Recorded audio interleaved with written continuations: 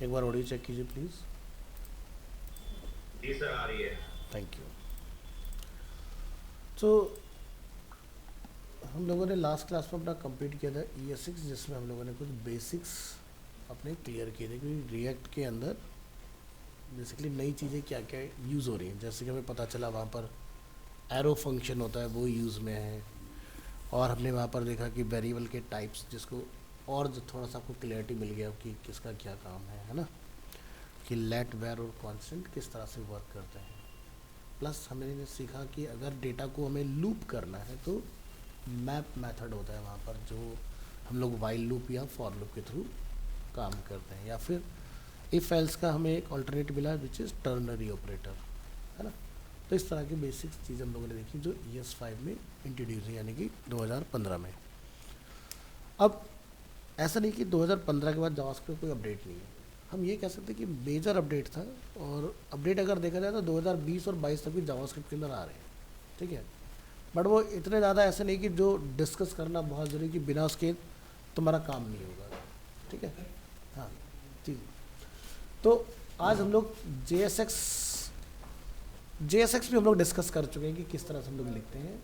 अपन discuss करेंगे आज component.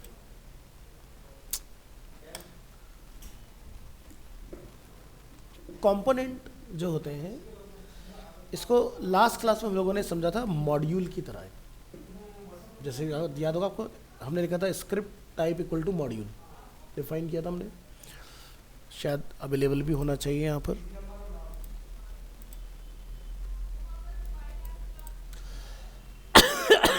तो हमने यहाँ पर क्या देखा कि जो demo.js फाइल है, वहाँ पर हमारे पास कुछ चीज़ें जो डिक्लेयर है, और उसको हम लोगों ने यहाँ पर लाके इंपोर्ट करा लिया था। जनरली क्या होता है कि आप कुछ इस तरह से लिखते हो, स्क्रिप्ट SRC करके लेके आते हो, बट यहाँ पर क्या हो, सीधे इंपोर्ट कहाँ से, demo.js फाइल से। यही प्रैक्टिस जो है रिएक्ट जो है अपने उसमें यूज़ करता है काम में लाने के लिए।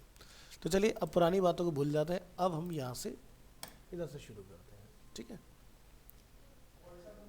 चलिए, तो पहले थ्योरेटिकली ज़रा समझें कि कंपोनेंट्स होते क्या हैं।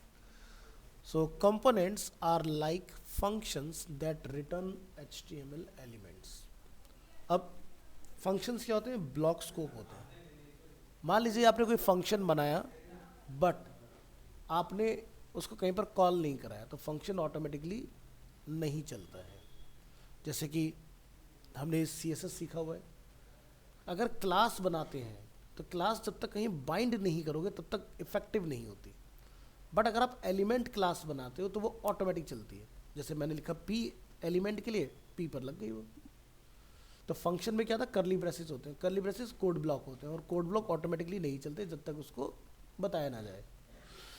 तो रिएक्ट कंपोनेंट्स की अगर बात की जाए, components are independent and reusable bits of code. अभी ये रीयूजेबल का क्या चक्कर है। और जैसे एग्जांपल के तौर पर अगर जावास्क्रिप्ट में हम लोग एक फंक्शन बनाते हैं लाइक कैलकुलेट, और हमने पैरामीटर रख दिया A और B। जितनी बार भी आपको कैलकुलेशन परफॉर्म करनी, A और B को डेटा दे दो, वो टोटल करके दे देगा आपको। जो भी उसमें आप रिटर्न कराओगे, भी मुझे प्लस करना है, मल्टीप्लाई करना है, समीशन करना है, एडिशन करना है, वट। तो क्या हुआ कि मेरा एक पीस ऑफ कोड बार बार यूज में आ रहा है, मुझे हर बार नया फंक्शन नहीं बनाना पड़ रहा है। मैं जो कह रहा हूँ समझ में आ रहा है, मैं करके दिखाऊँ, प्रैक्टिकल करके दिखा। चलो, तो यहाँ आते हैं एग्जाम्पल के लिए। आज डेट 11,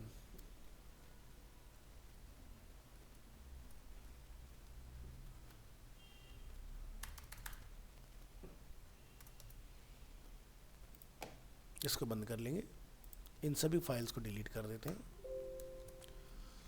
और यहाँ पर हम लोग एक फाइल बना लेते हैं like index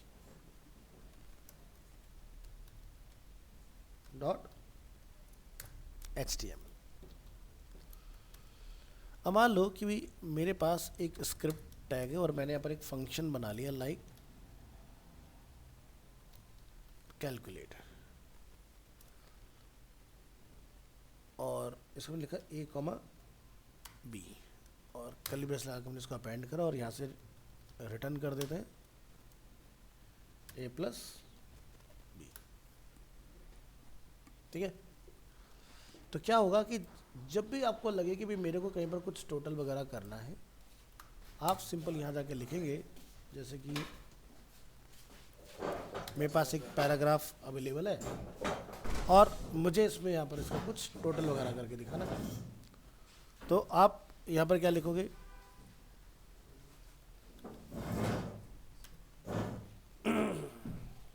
id equal to like demo, यहाँ लिखेंगे document dot get element by ID, ID है अपना demo dot inner HTML equal to, function का नेम क्या है, तो हमने यहाँ पे लिखा 5,15। तो अगर हम सही हो तो हमें 20 रिटर्न आना चाहिए। चेक करके देखिए तो कितना आ रहा है, हमें 20 आ गया। अब मान लो आपके पास कहीं और जगह पर कुछ डिफरेंट वैल्यू टोटल करने का मन कर रहा हो, ये डेमो 1 है, ये डेमो 2 है, मैंने डेमो 1 लिया, मुझे डेमो 2 में कुछ डिफरेंट कैलकुलेशन परफॉर्म करनी है।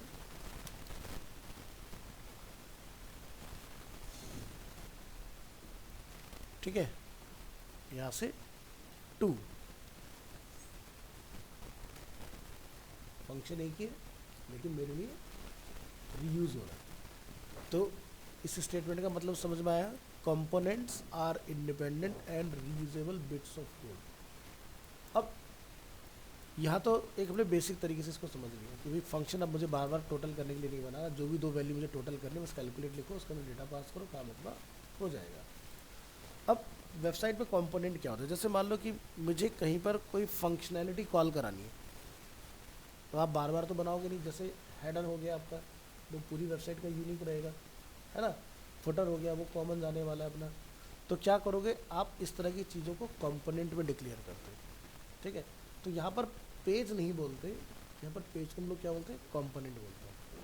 तो रिएक्ट में जो भी आप यहाँ बनाओगे, ठीक है, नया फाइल .js से जो डिक्लेयर होगा वो कंपोनेंट बोला जाता है। नाम चाहे आप JS में, यहाँ पर सोर्स में जो भी .js फाइल बनेगी वो JSX ही होती है, JSX में लिखते हैं उसको, बट होती वो JS ही है। So they serve the same purpose as JavaScript function, इसलिए मैंने आपको करके दिखाया, but work in isolation and return HTML। सो components comes in two types, class and function components।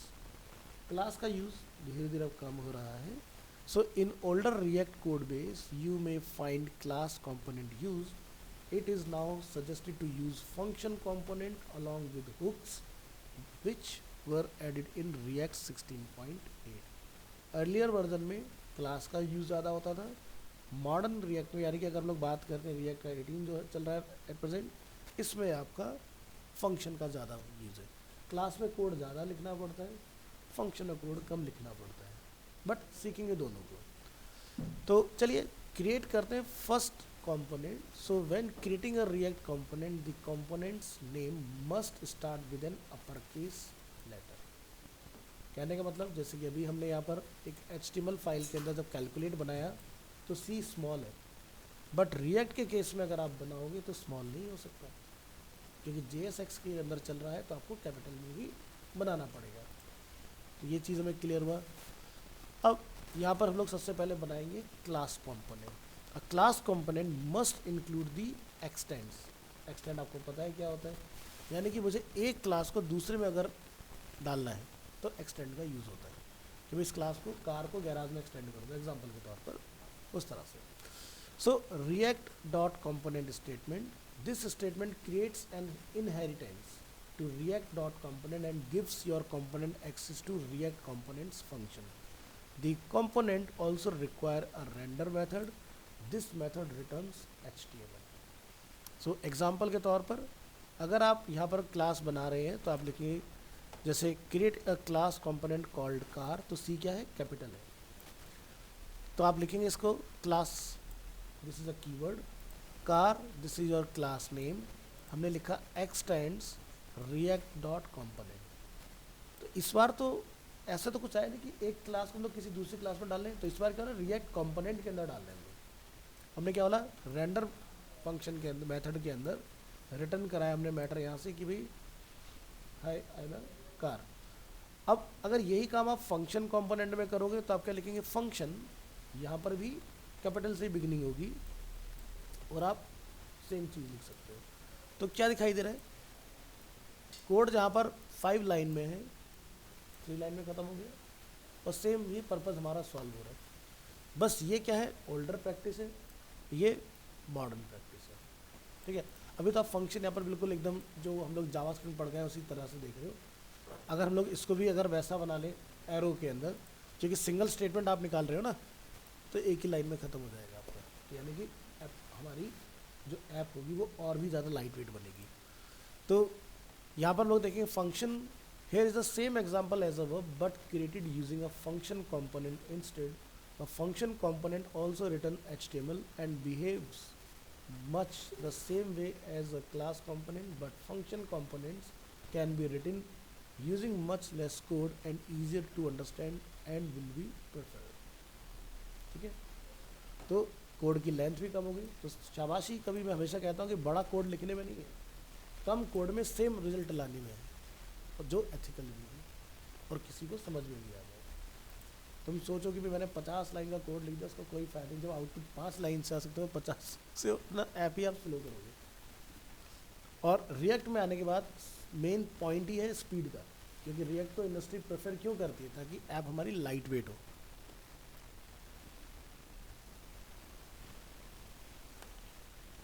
तो बनाना तो हमने सीख लिया कि बनाने के लिए क्या करना है, फंक्शन ऐसे बनेगा, क्लास इस तरह से बनेगा। अब बात करते हैं रेंडर करने का। जिस भी नाम से आप कंपोनेंट बनाओगे वो कंपोनेंट एक एलिमेंट बन जाएगा। तो जैसे कि rendering a component, now your React application has a component called car which returns an H2 element. दोनों में हम लोग H2 रिटर्न कर रहे हैं। तो आप क्या लिखेंगे यहाँ पर, display the car component in the root element, जो भी आपका रूट होगा। ठीक है, तो हमारा by default root dot render में क्या कॉल हो जाएगा, कार कंपोनेंट, है ना। तो आप लिखेंगे डिस्प्ले दी कार, ये सेल्फ क्लोज करना है। सेल्फ नहीं करते हो तो बिल्कुल एलिमेंट की तरह शुरू करोगे और बंद करोगे 2 बार, ठीक है, पेयर में, नहीं तो सेल्फ क्लोजिंग कर सकते हैं। और आप यहाँ पर जाकर डिफाइन करेंगे React DOM dot create root document dot get element by ID, आपका पेज जो रहता है HTML वाला उसका पार्ट है, और यहाँ से हमारा कंपोनेंट का नेम, और ये वर्क करेगा। चलो ट्राई करके देखते हैं दोनों के सिनेरियो में क्या ये चीज़ें वर्क कर रही हैं या नहीं। Copy this code, paste it here, index.js,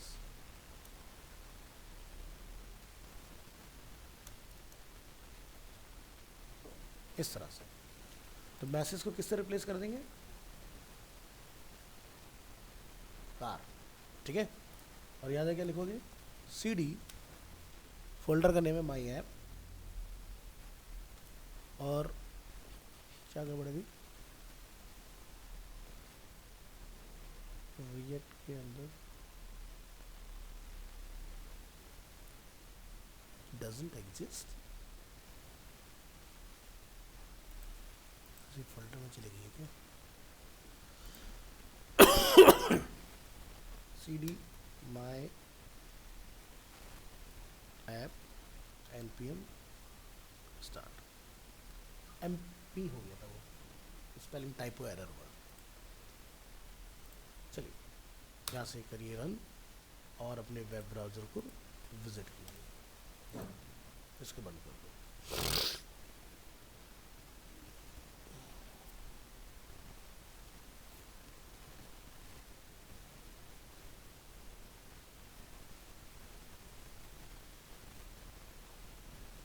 work कर रहा है, राइट क्लिक करेंगे, क्लिक ऑन इंस्पेक्ट।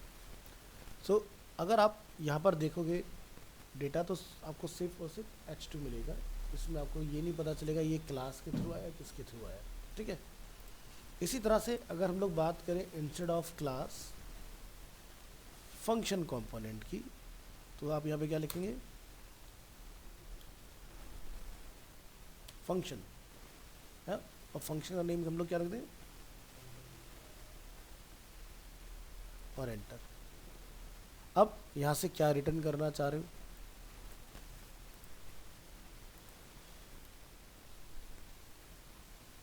हमने इसको क्या बोला, वो कार था, हमने इसको बोला न्यू कार है ना। चला के देखो, सेम वर्क कर रहा है। तो कोशिश ये रखनी है कि हमारा ये ग्रीन चलता रहे, ठीक है, येलो चलता रहे, रेड ना हो। रेड अगर होगा तो आउटपुट नहीं आएगा, येलो तक पे चल जाता है, ठीक है। तो येलो आने के बहुत सारे चांसेस होते हैं कि जैसे मान लो आपने 10 चीज़ें इंपोर्ट करा रखी, लेकिन एक को चलाया, 9 को इंपोर्ट नहीं किया, या 9 को इंपोर्ट करा, एक को छोड़ दिया, तो वो बोलेगा भाई आपने डिक्लेयर जो किया है लेकिन कहीं यूज़ नहीं किया। तो उस चीज़ की वो एक वार्निंग बनाता है आपके लिए, क्योंकि कुछ छूटा हुआ है आपके इसके अंदर, इस तरह की चीज़ें। जैसे एग्जांपल के तौर पर अगर हमने यहाँ कुछ इंपोर्ट कराया होगा, नहीं है फिलहाल, तो समझ में आ गया, ये क्लास में काम होगा और ये फंक्शन में काम होगा। बस क्या ध्यान रखना है, देखो क्लास का तो फलसफा हर जगह सेम है, चाहे जावास्क्रिप्ट हो चाहे पीएचपी हो, ये हमेशा कैपिटल से ही डिक्लेयर होती है। बट फंक्शन आप बाकी सभी जगहों पर स्मॉल में बना लेते हो, यहाँ नहीं बनाना है, ठीक है। चलो बना के देखते हैं।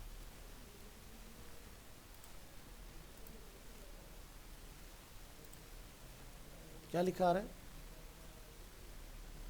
हमने यहाँ लिखा, अब ये मुझे बोल रहा है कि भाई car is defined but never use, नहीं चल रहा ना, ठीक है।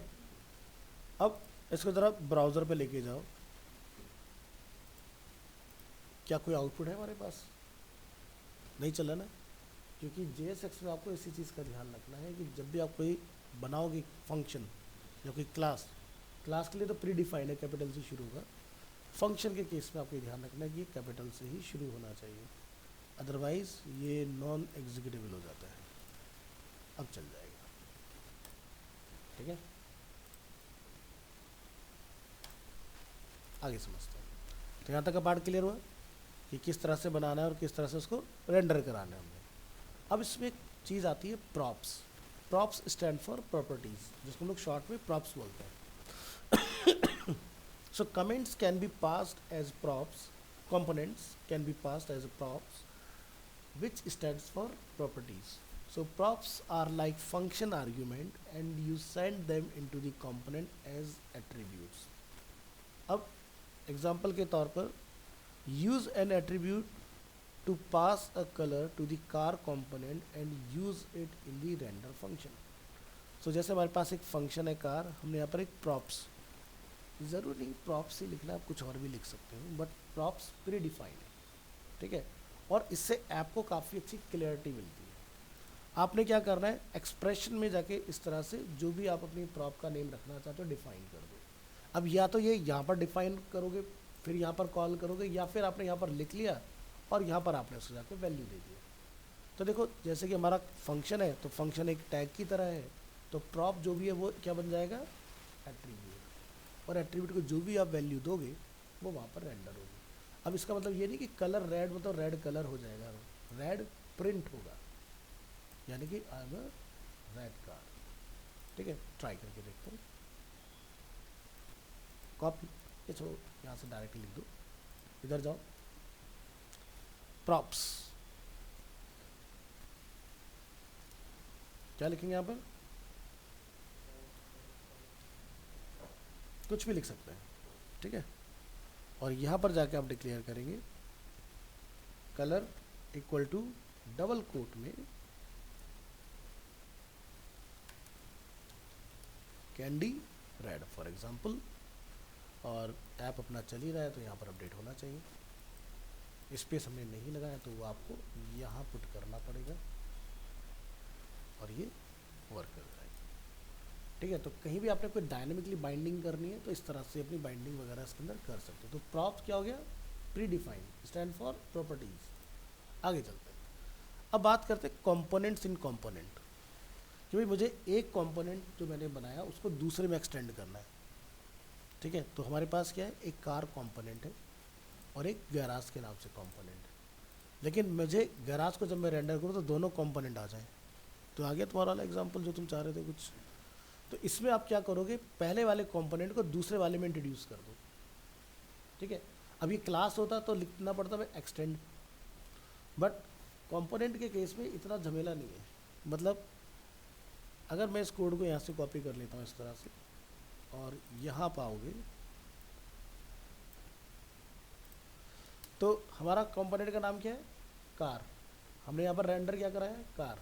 तो गैराज वाला जो कंपोनेंट है वो वर्क नहीं करेगा अभी, ठीक है। इसको अभी हम लोग कमेंट कर लेते हैं और चेक करेंगे वेब ब्राउज़र के अंदर। अब हमारे पास दूसरा कंपोनेंट है गैराज के नाम से।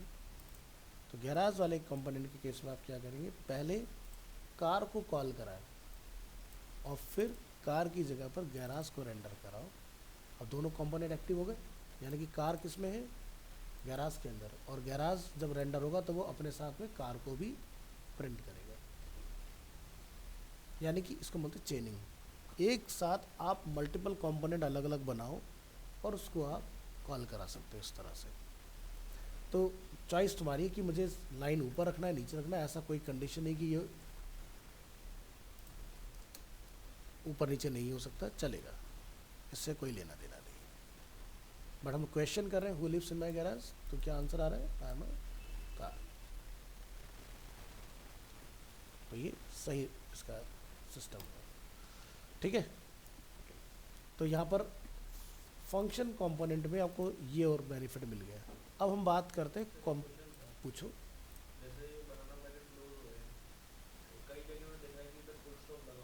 कहाँ पर,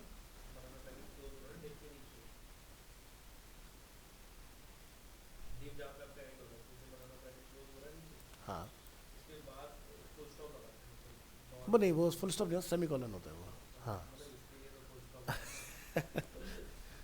सेमी कॉलन होता है। आपको भी लगाना चाहिए, बट क्या है ना कि मेरा इसके आगे कोई एग्जीक्यूशन नहीं हो रहा, तो मैं छोड़ देता हूँ, आप लगाओ चलेगा, कोई दिक्कत नहीं है, ठीक है। क्योंकि अगर मान लो आपको कुछ आगे और कुछ लॉजिक लगाना पड़ गया तो, लेकिन रिएक्ट में क्या है, अगर कुछ लॉजिकल काम करना है तो रिटर्न से पहले होता है, रिटर्न के बाद में नहीं होता, वो कंसिडर नहीं होता, क्योंकि code line by line execute हो रहा है ना।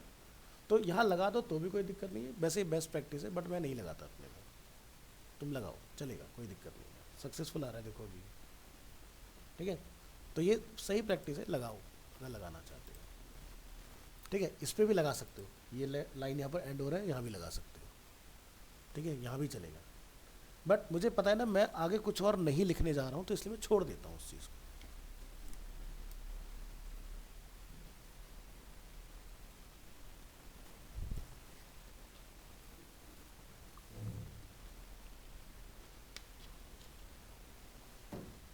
अब यहाँ तक बताओ, बेसिक पढ़ के आ चुके हो तो इतने में बहुत अच्छी क्लैरिटी है। यहाँ तक तो कुछ ऐसी फील नहीं है ना भी रिएक्ट बड़ी कॉम्प्लिकेटेड है, आसान चल रहा है ना सब, ऐसे ही करना है सारा काम। बस थोड़े बहुत आगे चल के लॉजिक्स वगैरह पे प्ले करोगे तो ये कॉम्प्लिकेटेड तब होती है जब आप नोड के साथ जाते हो। उससे पहले तक ऐसे कोई टेंशन वाली बात नहीं, बड़े आराम से आप इसके अंदर डिज़ाइनिंग कर सकते हो। क्योंकि देखो अगर आपके अलावा कोई और देखेगा तो उसको समझ नहीं आएगा ये इम्पोर्ट सिम्पोर्ट क्या चल रहा है। लेकिन अब आपको पता चल गया इम्पोर्ट क्या है भाई, SRC ना लिखने की जगह पर सीधे सीधे इम्पोर्ट से गेम चल रहा है पूरा, अपने को क्लियर। यहाँ पर पूरी अपनी क्या चल रही है, HTML इसके अंदर। बस 2-3 आपको चीज़ें हमने बता दी जिसका आपने खास ध्यान रखना है कि भाई आप कोई भी क्लास जो भी चीज़ें डिफ़ाइन करोगे उसको आपने तरीके से डिफ़ाइन करना है। क्योंकि अगर मान लो कि ये फंक्शन के अंदर अगर आप यहाँ H1 पे क्लास लिख दोगे कोई टेंशन नहीं, लेकिन क्लास के अंदर अगर क्लास लिख दोगे तो दिक्कत है, समझ गए। तो वो जो बनाया गया था क्लास नेम प्रीफिक्स, वो बनाया गया था क्लास कंपोनेंट के लिए। फंक्शन में बिंदास क्लास में कोडिंग करो। मुझसे बहुत सारे जगह सर आप तो क्लास नेम बोलते हो, अरे भाई तो उसको पढ़ाया भी तो है ना कि क्लास को क्लास के साथ क्लैश होने से बचाने के लिए फंक्शन में क्लास लिखो, ब्राउज़र में कोई दिक्कत नहीं है कि कोड में भी कोई एरर वगैरह आपको नहीं देगा बना के, चला देगा। अब हम बात करेंगे कि भाई अभी हमने 2 कंपोनेंट एक ही फाइल में बनाए, हम कंपोनेंट को एक्सटर्नली डिक्लेयर करके आ रहे हैं। तो क्या करोगे, जो भी कंपोनेंट आप बनाओगे उसको .js से ही डिक्लेयर करना है। तो जैसे React is all about reusing code and it is recommended to split your components into separate files. हम एक फाइल में मल्टीपल कंपोनेंट बना सकते हैं, लेकिन इस कंपोनेंट को आप दूसरी फाइल में नहीं चला पाओगे क्योंकि वो इसी फाइल में रह गया। तो इसीलिए अगर आप चाहते हो कि ये डायनामिक हो, मल्टीपल जगह पर यूज़ करना पड़ सकता है इन फ्यूचर, तो बाहर डिक्लेयर करोगे। to do that, create a new file with .js file extension and put the code inside it. अब अगेन आपने यहाँ ध्यान रखना है, note that the file name must start an upper case character. जैसे फंक्शन का name जब हमने बनाया तो वो भी कैपिटल से था, तो फाइल का नेम भी कैपिटल में होगा। अब नोटिस करो जरा यहाँ पर, अभी हमने इसमें कोई भी एक्सटर्नल फाइल नहीं बनाई हुई अपनी। सो यहाँ पर जब आपकी बिगिनिंग होती है ऐप की, तो वो क्या है, इंडेक्स स्मॉल में है, लेकिन ऐप आपको पहले से मिलता है, तो ऐप का ए क्या है, कैपिटल है ना। तो हमें भी यही करना है, CSS भी बनाओगे तो उसको भी कैपिटल ही करना है, ध्यान रखना है।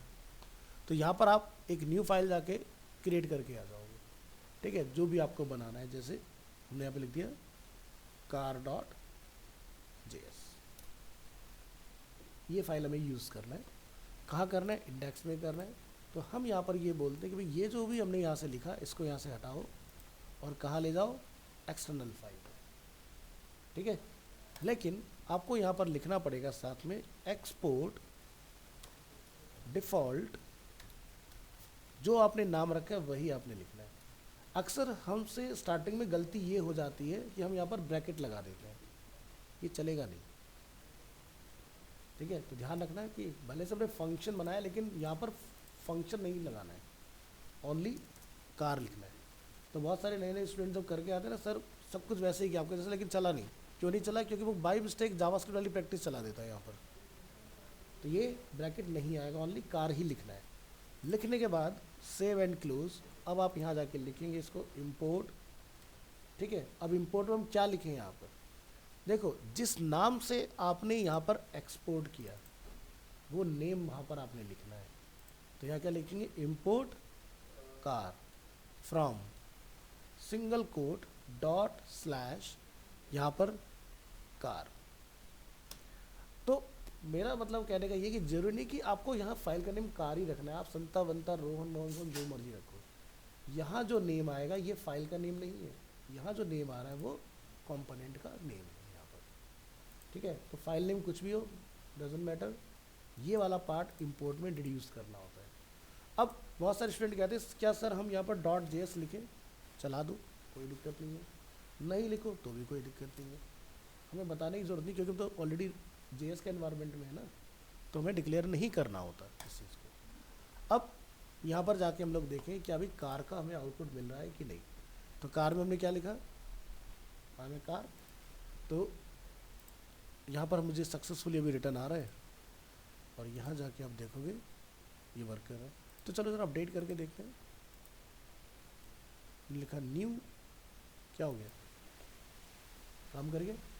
तो इंटरनल और एक्सटर्नल दोनों मेथड आपको पता चल गए किस तरह से आपने कंपोनेंट को बना के आना है। तो क्लियर हो गया। अब इसको आपने स्टाइल करना है कार को, तो क्या करोगे, यहाँ पर आप बनाओगे एक न्यू फाइल और क्या लिखोगे, car.css, ठीक है। तो ये आप देखो बन गया हमारा इस तरह से। अब यहाँ पर हमने कौन सा हेडिंग इंट्रोड्यूस किया है उसकी बात कर लेते हैं। कौन सा है, H2। अगर आप चाहते हो कि ये H2 पर डायरेक्ट इम्प्लीमेंट हो जाए तो एलिमेंट सेलेक्टर का इस्तेमाल करेंगे, और यहाँ जाके लिख देते हैं जैसे कि कलर जो है वो क्या हो जाए, रेड हो जाए, तो रेड हो जाएगा, नहीं होगा ना, बाइंड करना पड़ेगा। बाइंड कैसे करेंगे, तो पहले JS के अंदर इसको इंपोर्ट करना पड़ेगा। क्या लिखें यहाँ पर, इंपोर्ट car.css,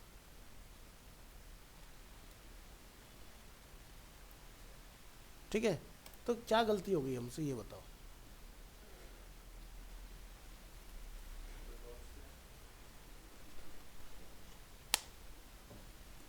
डॉट स्लैश, ठीक है। अब अगर हम लोग HTML में काम कर रहे होते तब तो हम नहीं बताते, तो यहाँ क्यों बताना पड़ रहा है, क्योंकि रिएक्ट चल रही है नोड के ऊपर, और जब भी आप किसी डायनामिक लैंग्वेज में काम करते हो, नोड क्या बैकएंड सर्वर, रिएक्ट क्या फ्रंट एंड डेवलपमेंट, तो इस तरह से जब कभी लिखा जाता है इसको हम बोलते हैं रिलेटिव पाथ। अगर ये नहीं बताओगे तो नहीं चलेगा, ठीक है। तो HTML CSS बूटस्ट्रैप वगैरह जहाँ तक आपने पढ़ा है वहाँ पर सब चलेगा, लेकिन ये वाली प्रैक्टिस अगर यहाँ नहीं यूज़ करोगे तो कुछ भी नहीं चलेगा, चाहे तुम सेम ही डायरेक्टरी में क्यों ना हो, समझ गए। इसका ध्यान रखना है। सेम डायरेक्टरी के लिए डायनामिक डिवीजन में ये काम आपको करना पड़ेगा। तो अब एग्जाम्पल के तौर पर अगर हम लोग कोई वेबसाइट लाइव ले जा रहे हैं बना के, तो हमें वहाँ पर क्या ध्यान रखना चाहिए कि क्या हम वहाँ पर भी अपनी नॉर्मल HTML CSS प्रोजेक्ट में इसको लगाएं? तो देखो, अगर लगाओगे तो कोई नुकसान नहीं है, उससे क्या होगा, वो सेम डोमेन को रिप्रेजेंट करेगा वहाँ पर। और अगर नहीं लगाओगे तो कल को उसको कॉपी करके किसी भी डोमेन पर आप डाल दोगे, वो प्रोजेक्ट कहीं भी चल जाएगा। लेकिन डॉट/ अगर लगाओगा और आपने उसकी एंटिटी को कहीं डिक्लेयर करा होगा तो htaccess फाइल के अंदर, तो वो नहीं चलने देगा उसको। तो ये डायनामिक के केस में ध्यान रखना है कि लगा के रखना है इस चीज़ को। सिर्फ इसका प्रॉब्लम था जिसकी वजह से हमारा ये फाइल नहीं चला। सेव करो। अच्छा, एरर पढ़ के देखते हैं क्या लिखा था, क्योंकि इसके एरर को आप यहाँ से देखोगे तो क्या लिखा है, डिड यू मीन ./car.css। तो कभी कोई दिक्कत आ रही तो ये बस सोचो क्यों नहीं हो रहा है, यहाँ पढ़ो कि क्या हुआ उसके अंदर। तो बड़े अच्छे एरर हैं इसके लिखे, बहुत क्लियर। तो request that should resolve in the current directory need to start with ./. Requests that start with a name are treated as module request and resolve within module directories. So node modules, तो ये आपको उसका module का पूरा path बताएगा कि कहाँ पर है। तो मॉड्यूल्स यहाँ पर होते हैं हमारे सारे। तो बट हमने कोई मॉड्यूल तो यूज़ किया नहीं, हमने जो अपना बनाया वो CSS मॉड्यूल है जो कि बाहर हमारा डिक्लेयर्ड है इसके अंदर। तो ये प्रॉब्लम आप यहाँ से इस तरह से फिक्स कराओगे। तो रिएक्ट में क्या होता है, आपको Ctrl+S भी करने की जरूरत है, ऑटोमेटिक हो जाता है। ठीक है, अब बस लिखो, काम हो गया। अब यहाँ पर आओ अपने पेज में, चल गया। अब ये अगर एलिमेंट सेलेक्टर ना होता, हमने लिखा H2 रेड, अब होगा, अब ये क्लास अप्लाई हो जाएगी ऑटोमेटिक। क्यों नहीं बनाई? हाँ, लिखा तो है H2.red। हाँ, तो नहीं चलेगी ना ये। चलो, तो इसमें आओ, यहाँ जाके आपको लिखना पड़ेगा क्लास। क्लास और क्लास नेम दोनों है हमारे पास। अगर क्लास कंपोनेंट में तो क्लास नेम चलाओ, नहीं तो हम क्लास से खाली चला के देखते हैं क्या होता है। क्या लिखेंगे यहाँ पर, रेड। और ये देखो, इंस्पेक्ट करके देखो, यहाँ पर क्लास प्रिंट हो रहा है, बढ़िया काम कर रहा है। और अगर आप क्लास नेम लिख देते हो वो भी एक्सेप्टेबल है, तब भी आपको यहाँ पर क्लास ही रिटर्न होगा।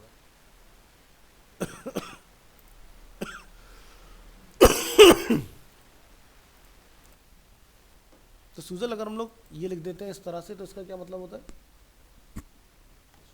हाँ,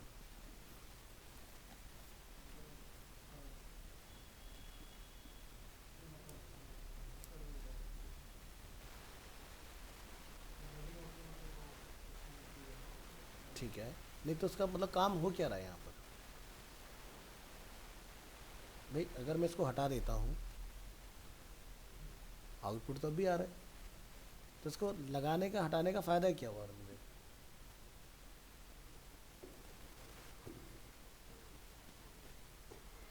हटा दिया तब भी सेम रिजल्ट आ रहा है, लगा रखा था तब भी सेम रिजल्ट है, तो कुछ तो होता होगा।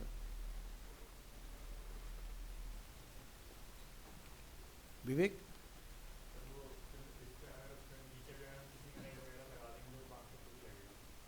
अभी और पहले,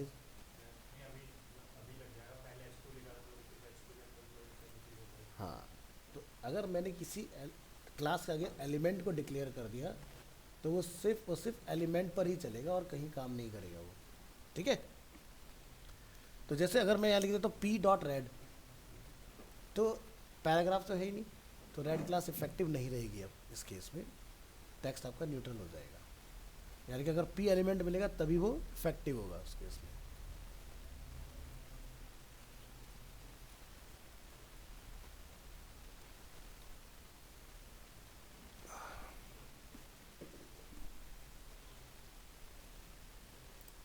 चलिए, तो क्लास वाला पार्ट क्लियर हो गया। तो यहाँ पर आप अगर नोटिस करोगे, सबको बंद कर लेते हैं, तो हमारे पास एक तो app dot C S S है और एक हमारे पास index dot C S S है, और अभी हाल फिलहाल में हमने बनाई car dot C S S. 3 C S S है, क्या फ़ायदा है? हर किसी कंपोनेंट को अलग से स्टाइल मिल रहा है, बिल्कुल गलत। पढ़ चुके हो तुम ऑलरेडी, बताओ थोड़ा सा, कहीं कोई टॉपिक आया था मैंने इसके बारे में बताया था?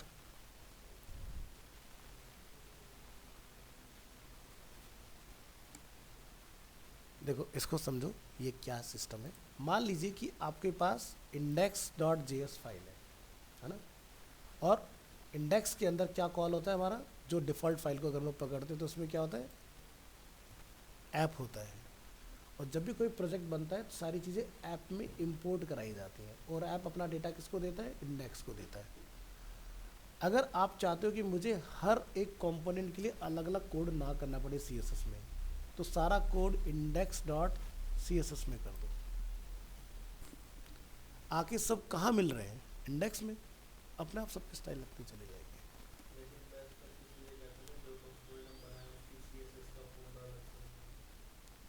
आप उसको कर सकते हो, लेकिन मैं बोल रहा हूँ यहाँ पर ऐप को लाइट कैसे किया जाए। तो अगर आप 50 कंपोनेंट बनाओगे, 50 स्टाइल लिख दोगे, उसका कोई सेंस नहीं, क्योंकि अल्टीमेटली मिल तो सब एक ही जगह रहे ना आके। तो बिल्कुल हो सकता है। तो आप क्या करोगे, index dot C S S में क्लास बना के उसको बाइंड कर दो वहाँ ले जाके, तो वो उस आपको यहाँ तो कोड पे तो रिजल्ट दिखता नहीं है, आउटपुट तो आपको ब्राउज़र में दिखेगा, ब्राउज़र कंपाइल करेगा और डेटा आ जाएगा आपका उसके अंदर। तो ये भी एक अच्छी प्रैक्टिस है कि हम अलग अलग ना बनाएं। ये तो जस्ट मैंने इसलिए सिखा दिया कि कैसे बनती हैं चीज़ें। सबसे बढ़िया है या तो ऐप पर डील कर लो सारी चीज़ों को, या फिर index dot C S S पर डील कर लो सारी चीज़ों को, क्योंकि सब कुछ रेंडर होगा आपका यहाँ पर इंडेक्स वाली फाइल पर, इंडेक्स भेज देगा उसको उठा के index dot H T M L को। तो आप चाहो तो वो कोड वहाँ भी कर सकते हो, ठीक है। तो ऐसे पॉसिबल है। तो चलो जैसे एग्जांपल के तौर पर हम इसको भूल जाते हैं, है ना, ऐसा कुछ है ही नहीं हमारे पास। फाइल को हमने सेव किया, क्लोज किया, और कार डॉट सी से डिक्लेयर रहने देते हैं, अटैच नहीं करते हम इसको कहीं पर भी। जेएस में आते हैं, क्लास का नेम क्या है, रेड नेम है। अब ये जो कार डॉट जे एस है, हम यहाँ पर इंडेक्स डॉट जे एस में आते हैं। इंडेक्स डॉट जे एस जब हम लोग आते हैं तो यहाँ पर कोई भी index dot C S S नहीं है। आपने सबसे पहले क्या करना है, डिफ़ॉल्ट फाइल में जाके index dot C S S को लेके इंडेक्स में कॉल कर लेना है। हो गया कॉल। हमने कार डॉट जे एस में, सॉरी सी एस एस में ये कोड किया था, इसको ज़रा बंद करिए, और index dot C S S में आके हम इसको यहाँ पर कॉल कर लेते हैं, और कलर रेड की जगह ग्रीन कर लेते हैं, ठीक है। H2 ग्रीन कलर में आएगा।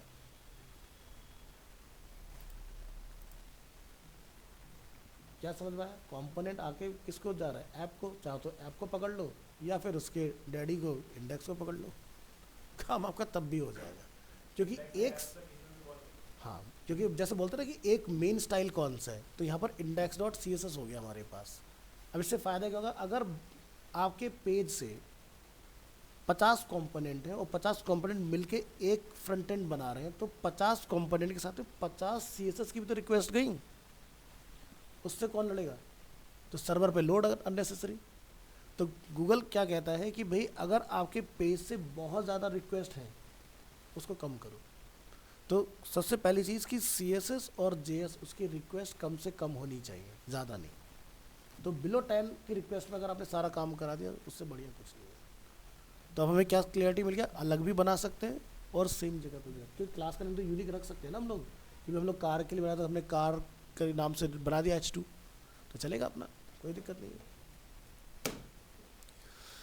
तो component in files I think अच्छे से क्लियर हो गए, स्टाइलिंग वगैरह सारी चीज़ें। अब इंपोर्टिंग वाला पार्ट भी मैंने आपको करके दिखा दिया कैसे काम करेगा। क्लास को और देखते हैं, क्लास पर आइए, क्लास कंपोनेंट को डिटेल में समझेंगे। So before React 16.8, class components were the only way to track state and life cycle on a React component. Function components were considered stateless, but function को यूज में लाने के लिए रिएक्ट में introduce किया गया hooks. So with the addition of hooks, function component are now almost equivalent to class component. The difference are so minor that you will probably never need to use a class component in React. Even though function component are preferred, there are no current plans on removing class component from React. मतलब class available है, हटाने का भी ऐसा कोई plan अपना है नहीं इसके अंदर. So components are independent and reusable bits of code again. तो यानी कि चाहे वो क्लास के फॉर्म में हो या फंक्शन के फॉर्म में हो, वो कहलाएगा कंपोनेंट्स ही, और उसको आप जितनी मर्जी बार यूज में लेके आ सकते हो. So they serve the same purpose as JavaScript function but work in isolation and return HTML via render function. So components comes in two types, class and function. Function आप देख चुके हैं, हम लोग क्लास के बारे में बात करते हैं कि क्लास कंपोनेंट किस तरह से बनता है. तो यहाँ पर हम लोग बात करेंगे कि भाई अगर आपने कोई कंस्ट्रक्टर बनाना है, अब कंस्ट्रक्टर क्या होता है, हमने पढ़ा था कि जावास्क्रिप्ट में कंस्ट्रक्टर क्या होता है. कंस्ट्रक्टर अगर पढ़ा है तो बताओ जरा, थोड़ा याद दिलाओ, या पहली बार नाम सुन रहे हो कंस्ट्रक्टर का? याद आ रहा है कुछ पंकज? याद नहीं आ रहा. देखो ना, कंस्ट्रक्टर भी बड़े कमाल की चीज़ है. मतलब कि अगर आप कुछ डिफाइन करने जा रहे हो तो कंस्ट्रक्टर डिक्लेयर करके, कंस्ट्रक्टर मेथड डिक्लेयर, उसके अंदर सारी चीज़ें लिख दो. जैसे कि नेम क्या होगा, एज क्या होगा, वो सारी चीज़ें कंस्ट्रक्टर में जाकर डिक्लेयर करके आ जाओ वन गो के अंदर. तो रिएक्ट में क्लास के अंदर कंस्ट्रक्टर का बहुत बढ़िया यूज़ है.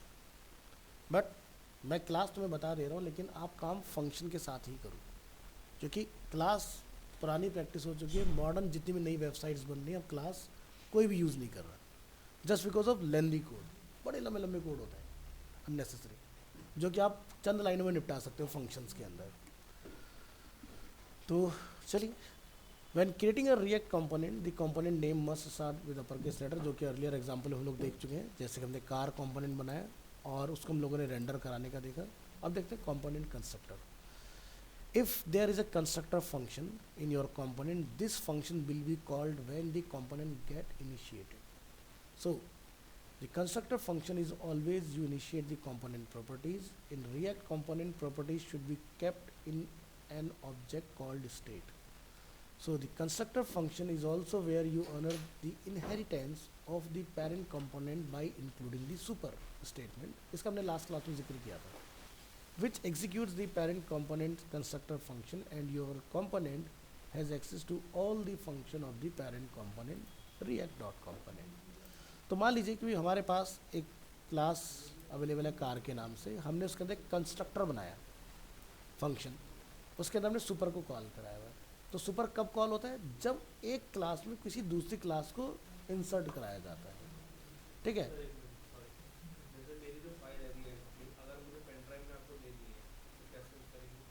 सोर्स फोल्डर को जिप बना के दे दो. हाँ, क्योंकि पूरा अगर जिप बनाओगे तो बहुत हैवी हो जाएगा.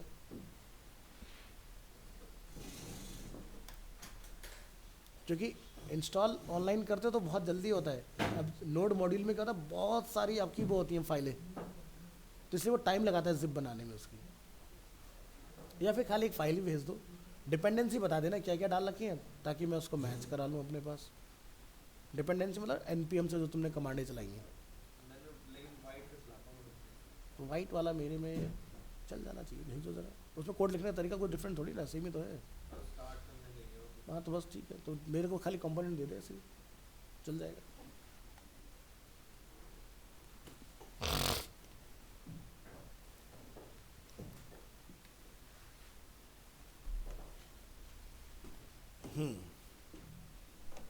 तो यहाँ पर हम लोग प्रॉपर्टी असाइन कर रहे हैं कलर रेड.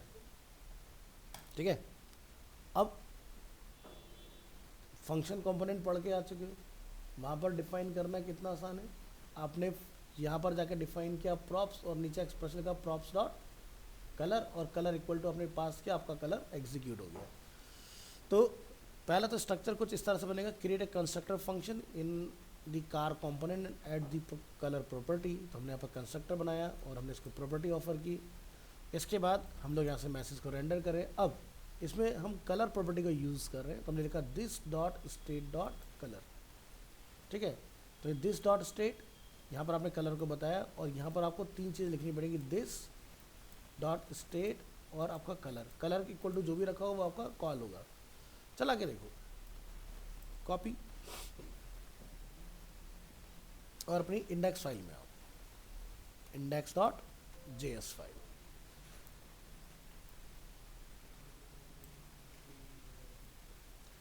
और कार कंपोनेंट को रेंडर कराओ।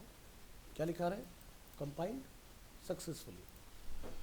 तो अब कंस्ट्रक्टर के पास प्रॉपर्टी है कलर के नाम से, ठीक है, जो कि है रेड, और रेड अभी हमें यहाँ पर प्रिंट होके मिलने वाला है। जाइए वेब ब्राउज़र में, अच्छा हमने बंद कर दिया, कोई बात नहीं, तो यहाँ से कंट्रोल के साथ क्लिक करो, दोबारा स्टार्ट हो जाएगा। सेम रिजल्ट हमें यहाँ पर मिल रहा है, बट अगर कोड में देखोगे तो हमारा अननेसेसरी इतना पार्ट एक्स्ट्रा है जिसके में कोई नीड नहीं है ना। ये तो भी बहुत बेसिक चीज़ देख रहे हैं, आगे जाके आपके कंपोनेंट 50-50 लाइन के कोड भी लिखने पड़ जाते हैं, इसके अंदर जाती हैं चीज़ें इसमें। अब हम इसमें प्रॉप्स का कैसे इस्तेमाल करें क्लास के अंदर, तो another way of handling components properties is by using props. आप क्लास में भी प्रॉप को यूज़ कर सकते हो। आपने सीधे लिखना है this dot props dot colour, और प्रॉप्स को सीधे जो आप उसमें करके आए हो फंक्शन के अंदर वैसे ही चला सकते हो। यहाँ ट्राई करके देखेंगे इंस्टेड ऑफ दिस, तो क्या होगा, कोड की लेंथ छोटी होगी हमारी, और यहाँ से आपका आउटपुट भी आपको डिस्प्ले होगा, है ना।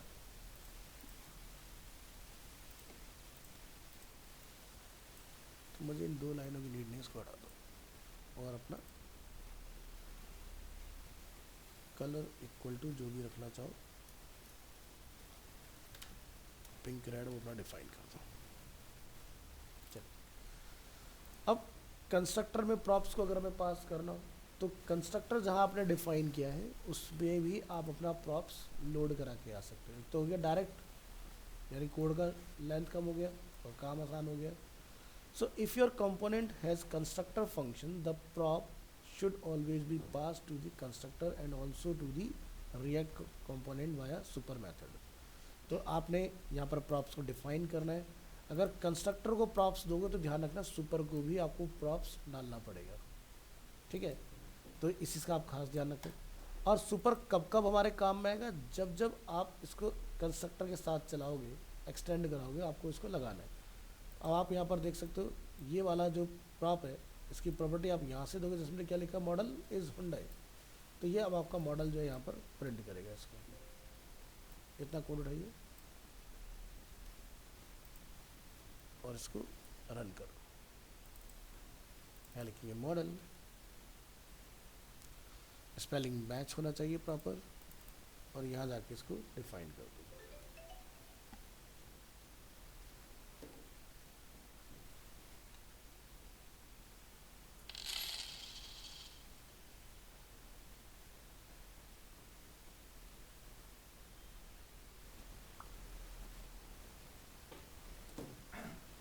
हमने यहाँ पर मेंशन किया होंडा। ब्राउज़र में आएंगे, चेक करेंगे, रिटर्न आ रहा है रिजल्ट। लेकिन इस प्रैक्टिस में आपने कुछ यहाँ देखा, यूजलेस कंस्ट्रक्टर लिखा, काम तो हुआ। मैंने बोला ना कि येलो कलर की वार्निंग्स जब आपकी आती हैं, आउटपुट आ जाता है उसके ऊपर, काम भी ये कर रही चीज़ें, लेकिन इसका आउटपुट क्या आ रहा है, यूजलेस। तो ऐसा काम करने का कोई फ़ायदा है नहीं, ठीक है, जहाँ पर आपके कोड के अंदर वार्निंग्स बन रहे हैं। तो हमें ये पता है कि भाई यहाँ पर इसका कोई यूज़ होने नहीं वाला, तो इसको हटाइए, अवॉइड कीजिए इस तरह से। पहले वाली जो प्रैक्टिस हमने आपको दिखाई है उसको आपने यूज़ करना है, जो कि ये वाला तरीका है आपका। अब क्लास में हम लोग कैसे काम करेंगे, भाई कंपोनेंट्स इन कंपोनेंट्स, जैसे फंक्शन में क्या था, फंक्शन बनाया, नीचे वाले में डाल दिया। तो यहाँ पर आप क्या करोगे, देखो हमने क्लास के कार के नाम से क्लास बनाई हुई है, एक गैराज के नाम से क्लास बनाई है। हमने क्या करा, कार को बिल्कुल फंक्शन कंपोनेंट की तरह क्लास के अंदर डाल दिया, ठीक है। और इसका आउटपुट आपका वर्क करेगा, चेक करके देखिए।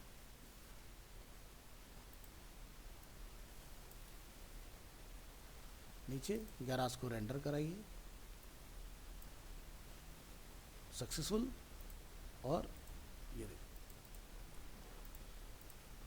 अब कुछ नोटिस किया हमने कि जब हमने आउटपुट चेक किया तो यहाँ पर कुछ अलग से में लिखा दिखाई दे रहा है। भाई क्लास के केस में रेंडर आता है, कंपोनेंट के केस में डायरेक्ट रिटर्न चलता है, आपका डायरेक्ट काम हो जाएगा, ठीक है, इस तरीके से। तो आपका कोड और शॉर्टर हो जाता है, उसकी वजह से आउटपुट सेम अचीव कर रहे हैं। अब इसी को अगर मुझे एक्सटर्नल फाइल में डिफाइन करना हो तो क्लास को जाके अलग डाल के आता है, सेम बिल्कुल जैसा आपने नॉर्मल अपने फंक्शन को एक्सपोर्ट किया था और लाके सिंपल आपने टॉप में इंपोर्ट कराना है, बिल्कुल सेम प्रोसेस रहेगा, काम करेगी आपकी क्लास। तो जैसे कि हम यहाँ से कॉपी करेंगे इसको, किसी का कॉल आ रहा है क्या?